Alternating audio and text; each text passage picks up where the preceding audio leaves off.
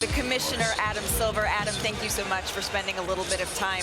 We certainly are going to get to the NBA Finals, the reason all of us are here, but incredibly sad news out of the basketball world this morning. Jerry West, a luminary of the sport, has died, and I'm hoping you can help us contextualize what is the sport losing with his passing?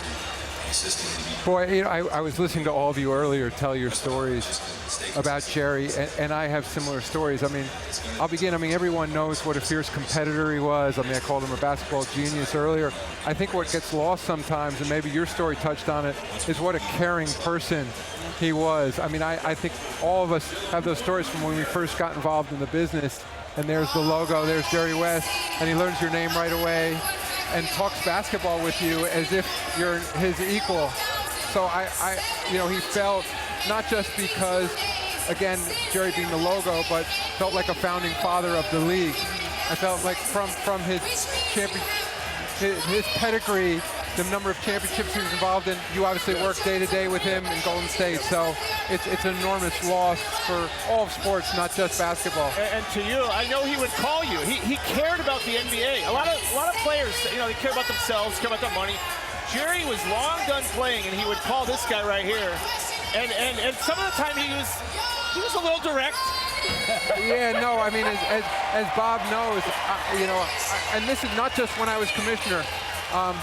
It was very important to him on behalf of the game. He'd always begin by saying, you could choose to ignore me and I'm just an old man or whatever else, but then he'd go on and tell you very directly how I wasn't doing my job and the things that were broken. So, I mean, I'll miss him as a dear friend as well. You know, question for you. Congrats. First of all, a couple comments.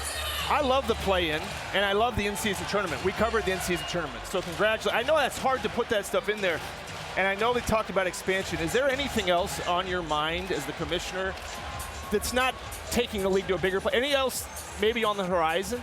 Well, putting aside expansion for a second, as you know, in the middle of the pandemic, we launched the league in Africa. I'm very excited about that. We've been putting a lot of time into that.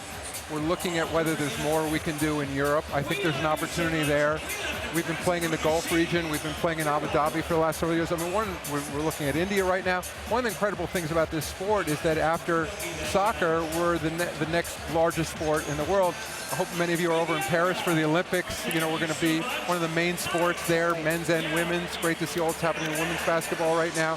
So I just think there's a huge growth opportunity, and also around physical fitness. That's the other wonderful thing about this game, that it's embraced by governments around the world as well. I want to go backward for a second and have a transition from Jerry West, who made an All-Star game in every single year he played, to an old topic for me. Not the first time I've asked Adam about this, about the All-Star game.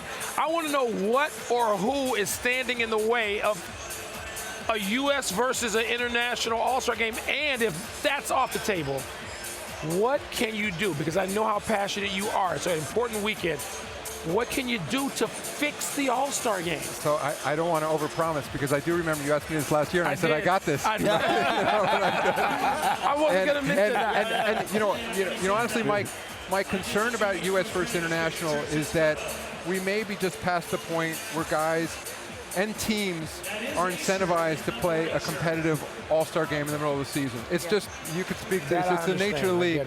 And I look back at last year, I mean, honestly, you know, Larry Bird, Julius Erving, others spoke to the players before the game, and I don't think any of them set out thinking we're just not going to play hard. It's just this sort of group dynamic that takes over, and yet I think about, for example, the Steph versus Sabrina shootout last year, which was a highlight of All-Star Weekend. Absolutely. And so my reaction is that maybe we need to play basketball, but we have to do something that's a little bit different, frankly, that recognizes this is about entertainment, that people want to see the players put their best foot forward, but it has to be something more than just a game. And even if it were U.S. versus international, because there's just some governor on them from playing all out, just given how long the season is, and the risk potentially of injuring themselves. Last year when you came on the show, you talked about addressing the issue of load management. It was something that you felt compelled to address. I want to know, how do you feel about it now that the installation of the 62-game qualifiers come into play? What do you think about the availability of the players this past season? I think, putting aside what I think, honestly, if you look at the data from this past season, we made a fair amount of progress. Okay. Star players played in roughly 20% more games than the season before, which is significant. And I think we created better incentives. The 65-game line, there was a lot of discussion around it during the season, but it would influence players' behavior, which we were hoping would happen. And at the same time, we did not see an increase in injuries among top players, which would also be a concern. So still more work to do, but I think I go back to Joe Dumars. You know, I always say, picturing him in front of a group of players saying, with the credibility Joe Dumars has, this is an 82-game season. Right. And I think it paid off. Before we let you go, Commissioner, as the Dallas Mavericks take the court, the WNBA has had its most watched start to the season ever, and you've held executive positions throughout the duration of LeBron James' career, Michael Jordan as well. How do you balance the power of a singular star versus the health and growth of an entire league, as the W is trying to do now? Well, obviously, talking about Caitlin Clark, I think it's fantastic to see. I even took my daughters to go see her when they played the Liberty in New York, and it was amazing to see the full stadium and the stars courtside. But I think Caitlin knows she's ultimately got to prove it on the floor, and you can't anoint stars in this league. And just there's other names that weren't on your list that were going to be the next fill in the blank, and they turned out not to be just because of their performance. And so she's going to, I believe she's going to deliver. She seems to have the character and the drive and the will and the talent, but let her evolve as a player. I want to take pressure off her, not put more pressure on her. Wanna try to boast at what I look like. Think I'm gonna try to wear, pull up all brains. Jimmy with the heat, I'm on fire.